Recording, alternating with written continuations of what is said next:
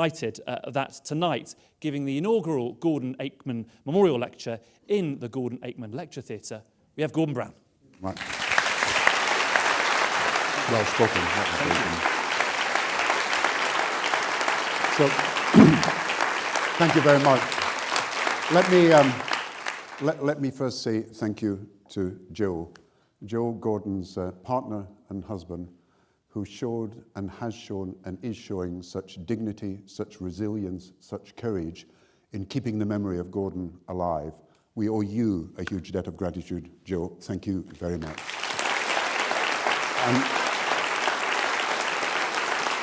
And I want you also to thank Gordon's mother, Nancy. She was a constituent of mine in Kirkcaldy when I was the MP, and her daughter, Lorraine. And Gordon loved his family and loved his nephew and niece, who are too young to be with us this evening. But thank you also for ensuring that the influence that Gordon has lives on in the way things are changing in Scotland today. So thank you both for what you are doing. And Principal, it's so good you're here this evening with your wife also here. I'm very pleased you're both here. And I do want to thank Edinburgh University for this decision that was made, a decision that was prompted by the Students' Association, that was agreed by the University Court, quite a unique decision to make, to rename this George Square Lecture Theatre, which I have been visiting on many occasions over the last 50 years. It now will forever be the Gordon Aikman Memorial Lecture Theatre, and that is a great tribute to the life of Gordon Aikman. Thank you very much to the University. You know, if you look around George Square, which after all is George, named after a king, you have these buildings. Two are named after principals. You have the William Robertson Building and you have the Appleton Tower. Two are named after philosophers, Adam Ferguson and David Hume. Remember, they refused the university to give him a chair because of his agnosticism, but they eventually named a building, the Tower, after him. And then two parts around here named after the philanthropists, the McEwen Hall, and of course Buccleuch Street, people who gave money to the university. And therefore it is a unique gesture, and it is something I think we should all congratulate Edinburgh University for, that Gordon Aikman, a campaigner for the disabled, someone who made his mark on society by what he achieved in a very short period of time, is now remembered forever in this area. Now, Gordon and I both owe a huge debt of gratitude to Edinburgh University.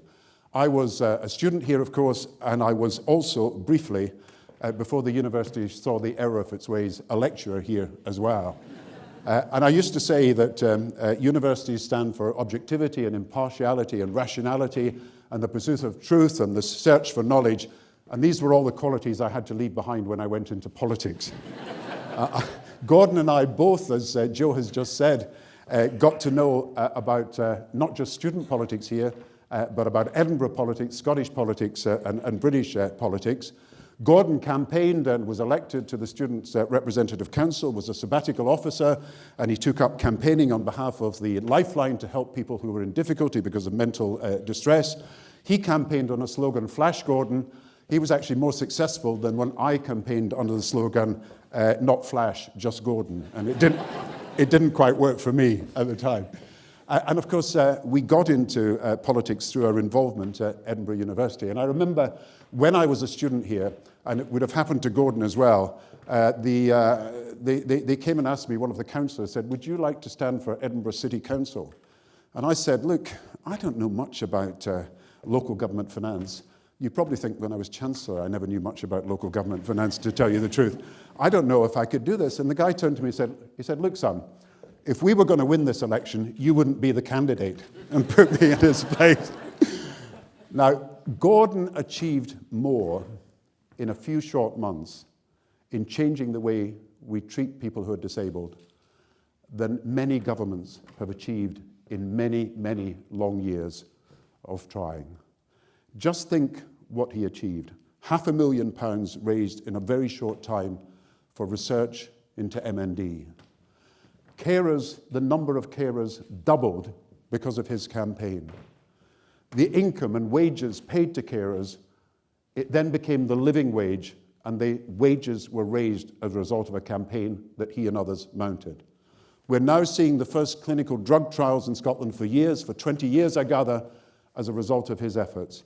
And he also campaigned for rights for people with motor neuron disease, that their dignity would be upheld.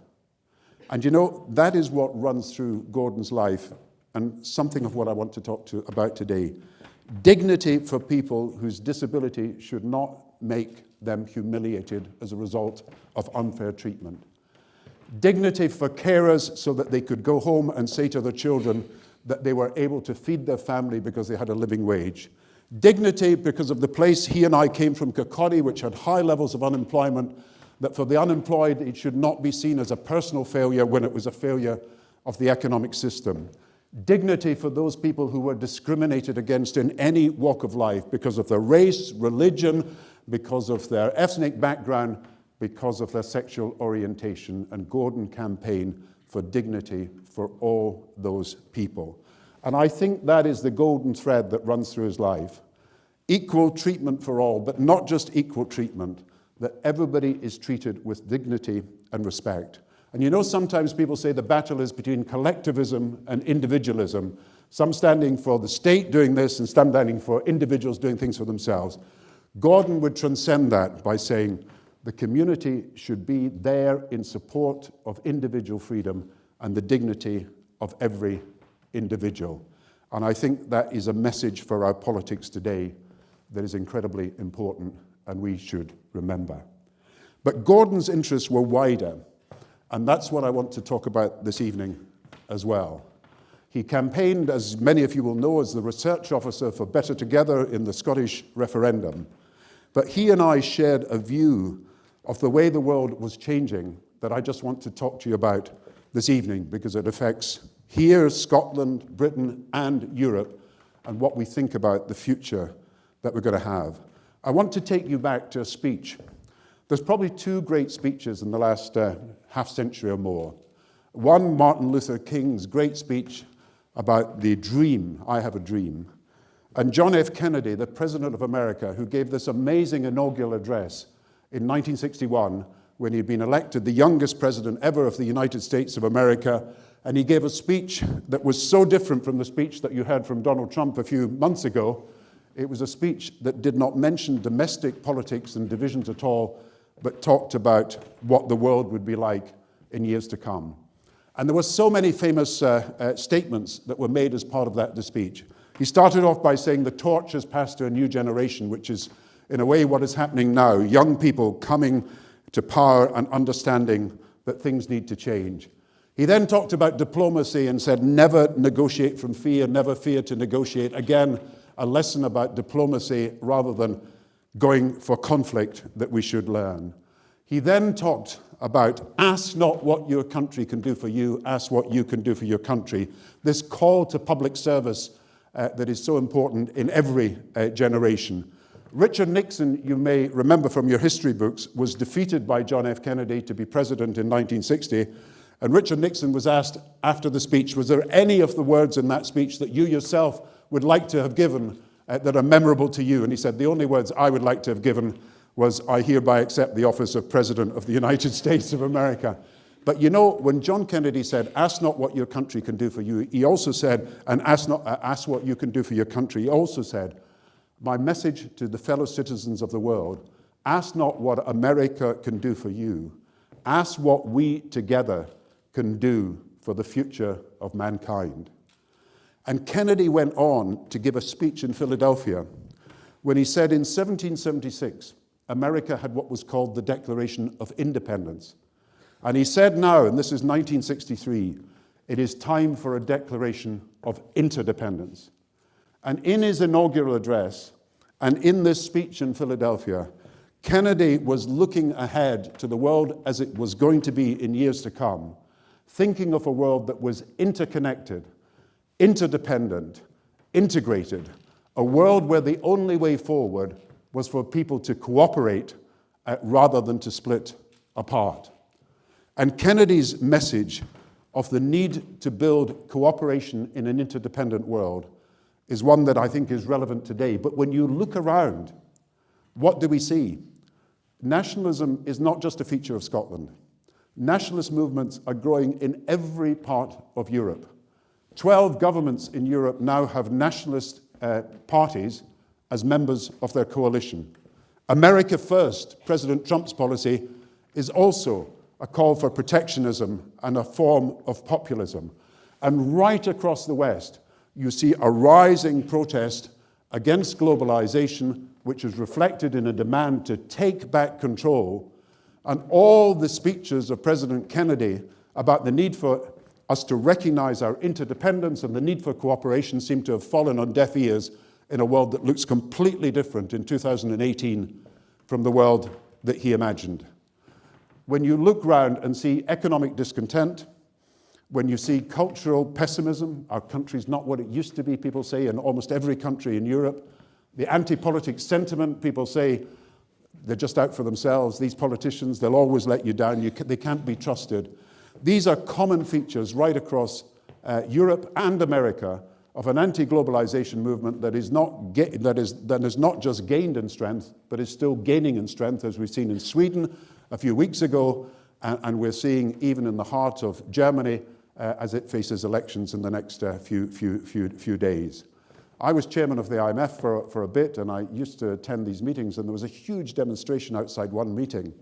And I looked out and I saw the banners, and one of the banners at that meeting said, "Worldwide Campaign Against Globalization." And you know what they were trying to convey? This frustration at people seeing that their living standards were not rising, worried in many cases about immigration, worried that politicians would always let them down. And I want to suggest tonight, and this I think is in memory of the huge contribution that Gordon made, not just to Edinburgh, but with his view of the world, I want to suggest tonight that there are real problems that have got to be addressed, that there are new ways that we've got to think of addressing these problems, not the ways of 1997, not the ways of the 1970s, but new ways we've got to think of addressing these problems. But we will come back to this essential message of President Kennedy 50 years ago, that the way forward has got to be through cooperation rather than division, of us trying to find better ways multilaterally of working together rather than splitting apart. Now, when we talk about real problems, I want to start where we are today. And I want to take you to Kirkcaldy, where Gordon and I were both brought up and both went to school at different times. A town that was the feature for Adam Smith's Wealth of Nations because it was a port that was trading with the world, one of the great textile communities when it had linoleum in its major industry, surrounded by mines, 66 pits in Fife, and a coal industry that employed 30,000 people, a quarter of the workers at Fife at one time. But a town that has lost that heavy industry, as so many other towns around Britain and Europe have done so. But here you find today, in 2018, a situation that did not even exist a few years ago.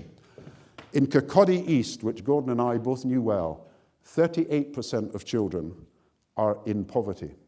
And that is last year's figure, and the figure is rising to what will certainly be 50% in a year or two's time. Half the children in one of the biggest areas of Kirkcaldy are now officially recognized by the government to be in poverty. And in the last year, the numbers of people using the food bank, which is a voluntary organization run simply by volunteers, not by full-time staff, the numbers applying for emergency help from the food bank have doubled. The family centre, which is called the Cottage in Kirkcaldy, give out Christmas parcels to families, parcels of food, but sometimes also toys for children. In 2011, they gave out 100. In 2015, it was 500. Last year, it was 950. This year, they expect the figure to be 1,200 children in need of that help. And these parcels are not simply providing extras, they are parcels providing basic essentials to get people through Christmas. And they've had to limit the numbers who get these parcels to people suffering extreme hardship rather than hardship. And everywhere you look, you have organizations in Kirkcaldy trying to help people who are in difficulty. You have the cottage itself running a dad's club, running a granny's club, running playgroups, providing mental health counseling because the health service is not providing that service to the people at the time they need it. You have a debt centre run by Carnegie Trust, and Professor Matheson's a member of the trust, that is providing low-cost debt to get people away from moneylenders. You have an employability program to get people into work. But you know the fact is, 2/3 of the people in poverty in Kirkcaldy, of the children and families, are in families where someone is working. They are simply not paid enough wages for the work they do. And once you include people who are disabled, then you have the bulk of people in poverty in Kirkcaldy. It is not the work shy, which was the basis of the universal credit that has been announced by the government. They were trying, they said, to get people who are work shy into work. Most of the people in poverty in Kirkcaldy are in work, and the rest are people who are either in work and disabled or out of work because they are disabled, and that's how children are forced into poverty. And this summer, I've seen things that I thought I would never see after 50 years since I was involved in politics for the first time. I've seen children who were not getting a basic meal every day because school meals had stopped for the summer, and so the family centre had to introduce meals at the last minute as an emergency. You see now children going to school ill-clad and hungry. You see people unable to take home a decent wage at the end of the week so they can keep their children out of poverty. Now, Mrs. May says that she wants to deal with burning injustices. There can be no bigger burning injustice than children going to school without proper food and without proper clothes. Children who are too innocent to know that they are not to blame for their poverty. But I tell you, child poverty in this country is rising from 3 million to 4 million, and that brings us higher than it was in the Thatcher years in the 1980s, and is going to be 5.2 million, according to every assessment, by 2022, the biggest figure since the Second World War, and more children forced into poverty every year as a result. And why is it happening? Because child benefit has been frozen, because child tax credits have been frozen, because the work allowance that has been given has been cut, and because we're now introducing universal credit, which originally was to be introduced with more money provided for the new system, but now as a result of changes, 3 billion, almost 3 billion, is being taken out of the system. So you will have some families who are working families losing about £50 a week. You'll have some families with 3 or 4 children losing £100 a week. You will have major changes. 3.2 million people who are in working families are going to be worse off after this is introduced, on top of those who are either families where there is disability or unemployment. And so you have this burning injustice. But I'm afraid the government has lit the fire and it's fanned the flames and it's refusing to extinguish them. And it's time that we said that we cannot go ahead with universal credit in its present form. It was said to help people get into work, but as I say, not only are 2/3 of the people on universal credit who are in poverty in working families, but the biggest losers from universal credit are people who are already in work. I say now that the right thing to do is to abandon the national rollout of universal credit, the 3 million people who will be pushed onto it from next summer. The right thing to do is to review it and to see whether it could be made better, or alternatively whether it has to be replaced. In the meantime, we need a budget for children to deal with this escalating epidemic of child poverty in our country, and we need child benefit to be raised and child tax credits to be raised, so we can take some of the 4 million families who are children who are in poverty out of poverty as soon as possible. Now, I had Nicola Sturgeon yesterday talking rightly about the evils of this new system and how it will not work. I was responsible for introducing tax credits, and I know how difficult that was at the beginning of the century to introduce a new system, but we put more money into it, and there were more resources available. How much more difficult is it to introduce a system which is far more complex, I may say, covering far more people, but when you're cutting £3 billion out of it, that makes it almost impossible for people to be satisfied with the new system. And we already know that 38% of people who go onto the line to register for universal credit can't even get beyond first base because the identity system is not working for them. It's no surprise that last week the Social Security Secretary, Esther McVey, announced that she was giving money to the Citizens Advice Bureau to help implement the scheme. It's no surprise that Michael Gove announced that he was actually putting up some money for food for the food banks. It's no surprise today that Theresa May at Prime Minister's Question said that there was going to have to be some transitional relief. But I tell you, just like the poll tax, and we will have chaos like the poll tax after next summer as a result of this, you cannot reform this with simply transitional payments. You've got to go back to the drawing board, as they had to do over the poll tax, and see if it works. Now, Nicola Sturgeon says rightly that she's against it too. But what she didn't say is that under the Scotland Act, the Scottish Parliament has the powers to do something about this. Under the Scotland Act of 2015, they have the power to top up child benefit and top up child tax credits. They have the power to allocate new money for disability payments and indeed to reform the system of disability payments. So the two areas where we've got the greatest need and the greatest poverty in Scotland amongst children and amongst disabled people, they have the power to act. And I would say to them, if they cannot persuade Westminster to act, you cannot leave children in Scotland in this condition over these next few years. If the UK government will not act, use the powers you have. Don't blame everybody else for things going wrong when you have the powers to do something yourself, and make sure that we do something about child poverty in our country. Now, it's not just that we have rising poverty. I think it's true to say that the old social contract is breaking down. I think you've got to look at it this way, that it's not just those families that are forced by low wages and unemployment into poverty that are dissatisfied. I would say that large numbers of people who are wage and salary earners in this country who feel that their incomes are not rising and their wages are stagnating also feel they've been let down by the system. The post-war social consensus was built around four pillars. One was that work would give you a decent income. If you worked hard enough, you were bound to earn a decent income. The second was there were ladders of opportunity, so you could rise with the effort that you made, and that there were rungs on this ladder so that you could rise in stages to build a career and to build opportunity for yourself. The third was that people who earned wealth did so by merit and effort and by their contribution to the community, and that's how inequality was justified. And the fourth was that there was a national minimum of public services as well as a safety net below which no one should fall. And when you look at it today, it's not just in Britain, but right across Europe, that social consensus, that basic social contract seems to be broken. As you know, it's not just that there are people on low pay who are in work. There are people whose wages are not rising, as I say, and labour earnings as a share of national income has fallen from 70% to 55% in the last 30 years. As capital has gained more money, profits have been so much higher.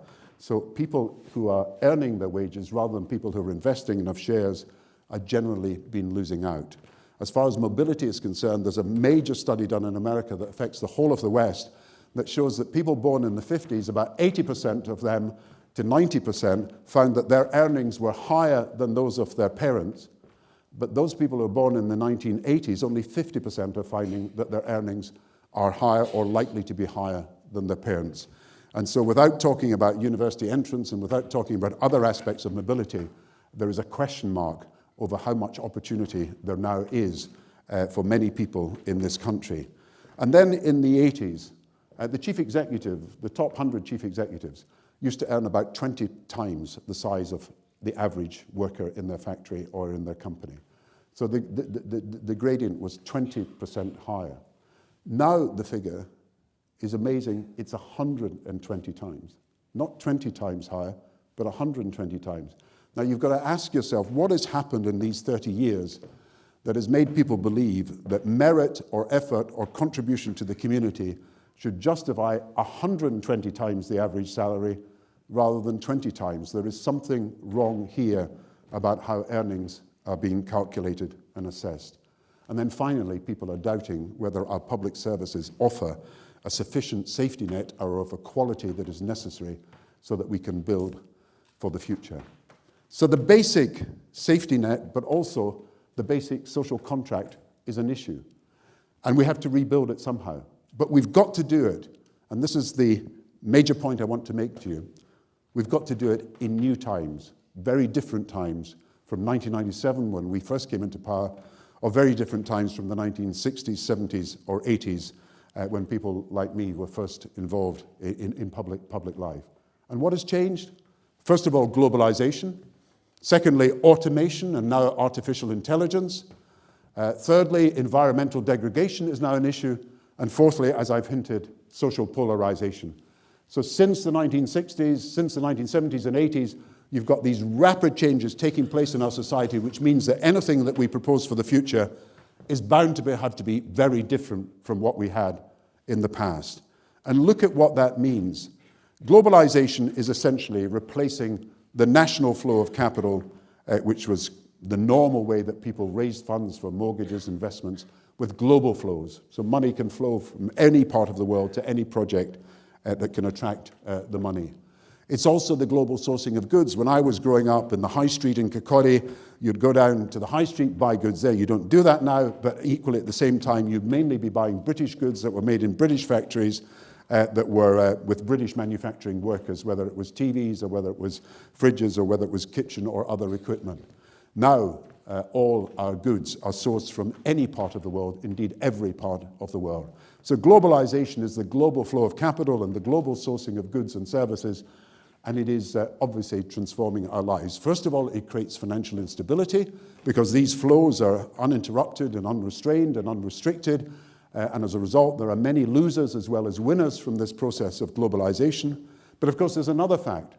A Western worker using Western technology is going to be outpriced by an Asian worker who's using exactly the same Western technology.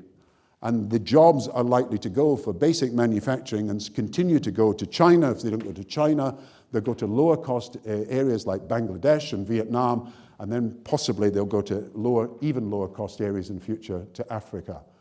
And if you try, like President Trump, to bring the jobs back to his country, back to the West, you'll find something else happens, that Western workers using Western technology will be outpriced by robots or tele-robots using even more sophisticated technology.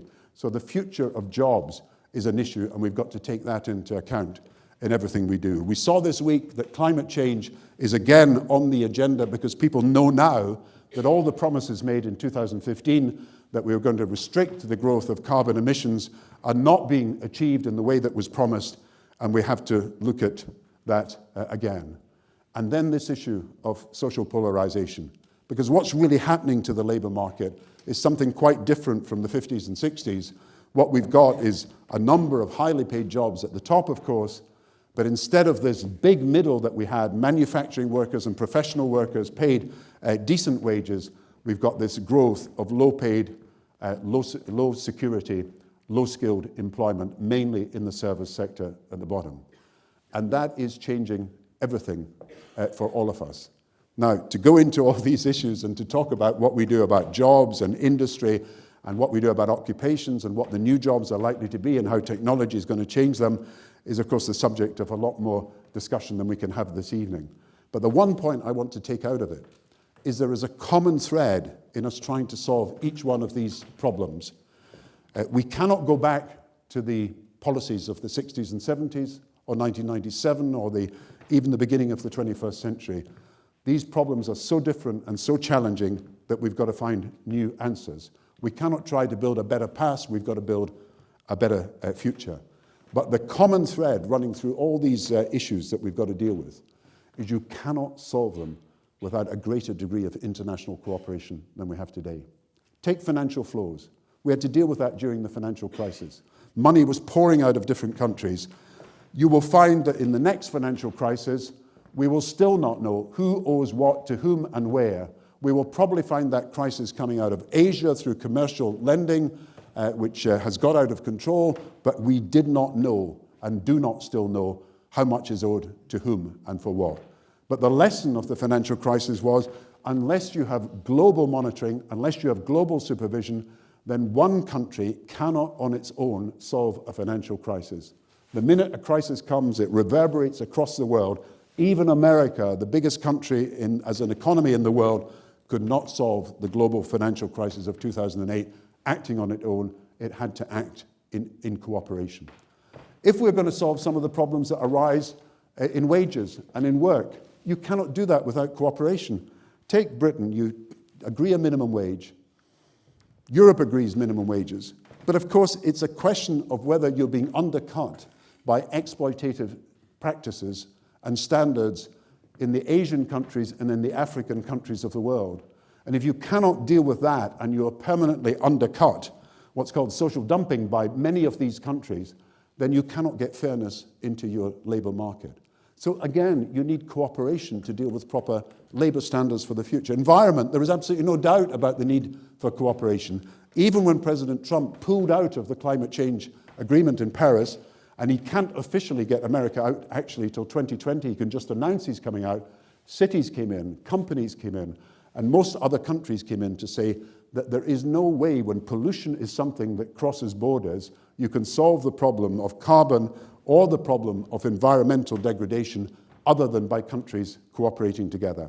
And to give you one other example, and that's inequality. How can you ever deal with the problem of inequality that exists without international cooperation? Of course you can change the tax rates in Britain, and of course you can do something about the balance between the taxation of land, environmental goods, and wealth as a whole. And of course you can adjust income tax rates if that's what you want to do. But in the end, you will find that 7 trillion of the world's wealth is stashed away in tax havens. And the only way you can get at that is by having international cooperation to agree rules that force these tax havens into giving the information to you and to other countries about who's stashing the money away in these havens. Since the 1960s, in fact, since 2008, when we had the G20, the problem has got worse and worse and worse. Companies moving money so that 40% of multinationals are making their profits outside their home country, and they're not repatriating the money unless they can get advantageous tax arrangements, such as President Trump has agreed. Individuals putting the money in tax havens purely for the purpose of hiding them from the tax authorities. But there is no way you can solve that problem simply by one country on its own making a declaration that it's going to take strong action. You've got to persuade other countries to join with you in preventing these tax havens from maintaining the secrecy and refusing to transfer information to you. You know, when we had the G20 in London in 2009, the biggest issue was not getting agreement on the 1 trillion stimulus or on the new financial standards or on the new rules for banks and the way they had to remunerate people. The biggest issue was a disagreement over tax havens. Because funnily enough, it was China that didn't want to take action against tax havens because they had a place called Macau, which is a gambling den, and they did not want it named as a country that was not compliant with the international order. President Sarkozy, the French president, threatened to walk out of the G20 if he didn't get agreement, and the Chinese threatened to walk out if we had an agreement, so we had a problem. Eventually we agreed that we would announce in Paris and not London that we were taking action against tax havens, so the Chinese could say it hadn't been decided in London, and President Sarkozy could say that he had got it decided in France. So that was how we come. But the biggest issue was dealing with tax havens. And because you cannot solve the problem of inequality, no matter what you do and everything else, unless you have the international cooperation that is necessary to deal with these tax havens, and that requires all countries to be forced to come together. And the same will happen if we try to get a tax on the technology companies, which is now being mooted by the Chancellor. It cannot be effective unless other countries join it and other countries are prepared to also put pressure on the very same technology companies who've got exactly the same practices in other countries. So what I'm trying to say to you, without talking about Brexit and without talking about Scottish independence and without talking about specific aspects of nationalism in Europe, is that the only way ahead I can see for the modern world is by more intense and more extensive cooperation between nations. The irony is that globalization's discontents have brought people to a point where they are becoming nationalistic in their attitude and wanting, as they say, to take back control into their own country. But the only solution to the problem of globalization's discontents is not by retreating into your own silos, but by cooperating more intensely with other nations across the world. And I sometimes think that missing in the Brexit debate, missing in the Scottish independence debate, missing in this debate that's happening right across Europe on protectionist parties wanting this and that, the latest being in Italy, where they're demanding a budget that would break the membership of the euro.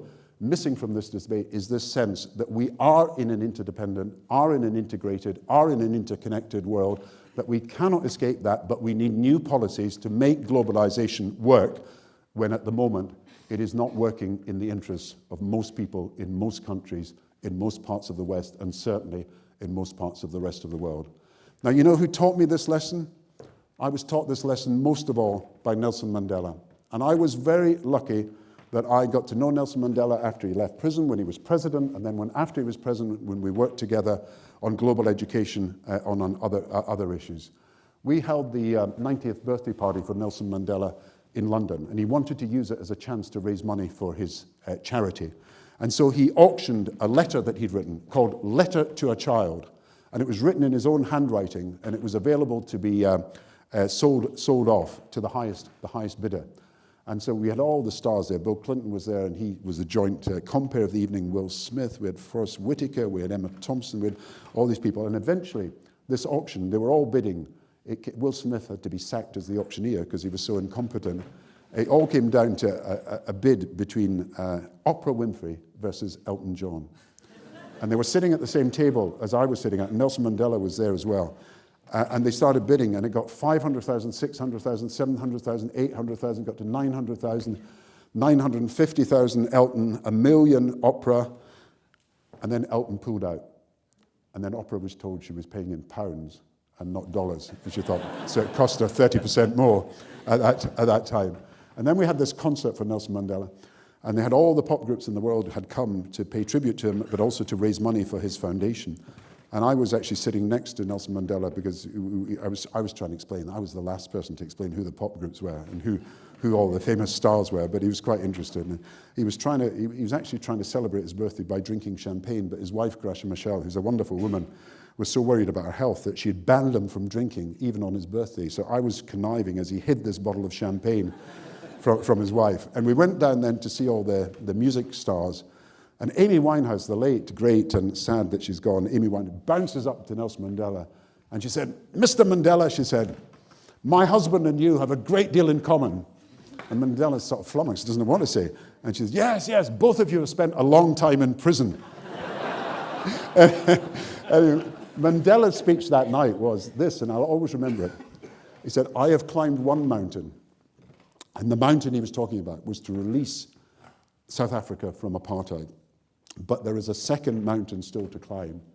And that mountain was to build a world of cooperation where you could eliminate child poverty. And that was the mission he set himself. But it depended not on South Africa doing things for itself. It depended on South Africa and all the continent of Africa and the rest of the world working together in a common cause.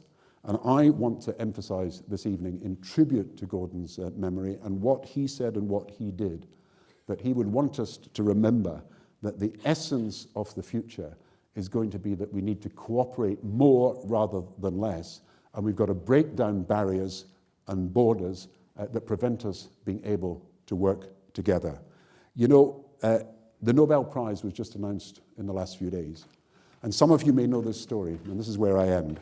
Alfred Nobel was on holiday in France, and he picked up a newspaper, and he read his obituary. He couldn't understand what had happened.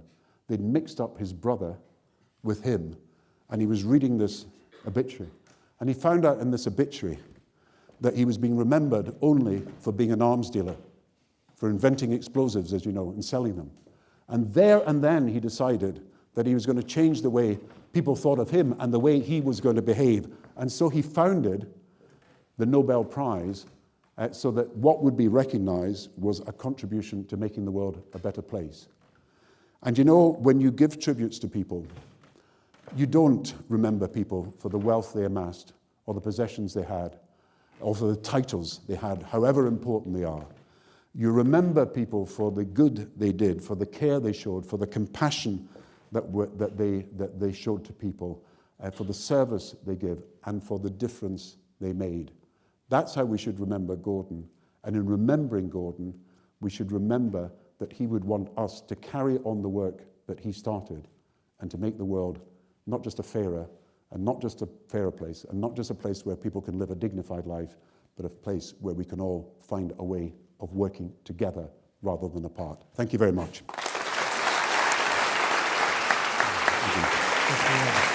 Thank you.